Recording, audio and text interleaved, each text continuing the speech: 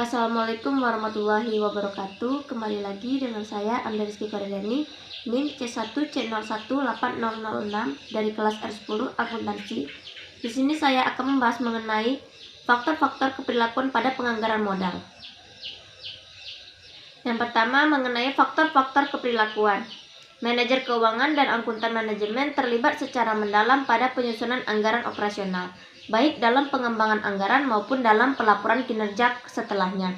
Contoh-contoh dari anggaran operasional meliputi anggaran penjualan, anggaran biaya tenaga kerja, anggaran biaya produksi, dan seterusnya, di mana penekanan pada perbandingan antara hasil aktual dan anggaran untuk pengendalian, perencanaan, dan koordinasi seluruh tujuan yang seharusnya didasarkan pada jangka pendek. Selanjutnya, definisi penyusunan anggaran modal. Penyusunan anggaran modal dapat didefinisikan sebagai proses pengalokasian dana untuk proyek atau pembelian jangka panjang. Jenis dan pentingnya faktor-faktor keperilakuan dari penyusunan anggaran modal. Identifikasi dan spesifikasi atas proyek potensial memerlukan kreativitas dan kemampuan untuk mengubah ide yang bagus menjadi suatu proyek yang praktis.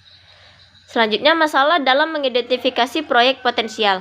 Adalah penting untuk diperhatikan bahwa selalu terdapat minat yang besar dalam mengevaluasi keberhasilan dari proyek yang dipilih. Selanjutnya, masalah prediksi yang disebabkan oleh perilaku manusia.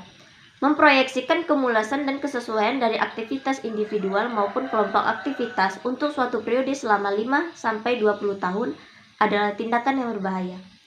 Masalah manajer dan ukuran kinerja jangka pendek. Karena terdapat hubungan 1:1 antara manajer dan proyek, maka manajer individual akan mengambil alih proyek-proyek dari pendahuluan mereka dan memulai beberapa proyek mereka sendiri. Masalah yang disebabkan oleh identifikasi diri sendiri dengan proyek. Manajemen puncak sebaiknya menyadari bahwa proses mencoba untuk membuat proyek yang buruk terlihat bagus dapat menyiksa bahkan manajer yang terbaik sekalipun. Selanjutnya, pengembangan anggota dan proyek modal. Dalam proses seleksi proyek, manajemen puncak harus mempertimbangkan apakah proyek yang diusulkan adalah baik untuk pengembangan dari si pengusul proyek tersebut pada saat ini. Penyusunan anggaran modal sebagai ritual. Beberapa ilmuwan keperilakuan menyarankan bahwa seluruh proses penyusunan anggaran modal adalah sebuah ritual. Mereka menyarankan bahwa hanya sedikit proyek yang diajukan oleh manajer tingkat bawah kecuali jika usulan tersebut memiliki peluang yang bagus untuk disetujui. Perilaku mencari risiko dan menghindari risiko.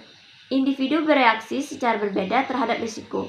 Beberapa orang tampaknya menikmati pengambilan keputusan yang berisiko dan berada dalam situasi yang berisiko, sementara yang lain mencoba untuk menghindari hal-hal tersebut.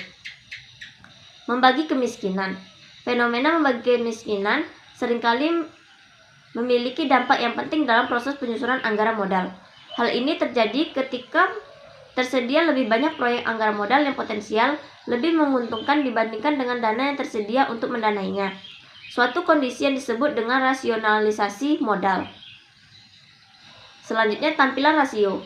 Dalam meninjau faktor-faktor ini, juga dicatat bahwa terdapat masalah-masalah yang ditimbulkan oleh kesulitan dalam mengidentifikasi dan memilih proyek modal, dan kebutuhan akan kreativitas dan penilaian manusia. Juga patut dicatat bahwa terdapat masalah yang disebabkan oleh kesulitan dalam memprediksi perilaku manusia dan bagaimana hal ini diperparah oleh sifat jangka panjang dari proyek modal. Saran-saran perbaikan. Apa yang dapat dilakukan untuk mengurangi pengaruh yang merugikan dari faktor-faktor keperilakuan manusia terhadap proses penyusunan anggaran modal? Pertama adalah penting bahwa mereka yang terlibat dalam penyusunan anggaran modal menyadari faktor-faktor keperilakuan yang melekat pada proses tersebut, di mana mungkin faktor-faktor ini sebaiknya tidak diperbolehkan untuk mengaburkan data keputusan yang relevan dan yang bersifat lebih rasional. Sementara adalah tidak mungkin untuk tidak sama sekali menghilangkan faktor-faktor manusia. Suatu pendekatan yang berhasil akan menekankan pada kesadaran akan faktor-faktor tersebut dan usaha-usaha untuk mengendalikan dampaknya yang disfungsional.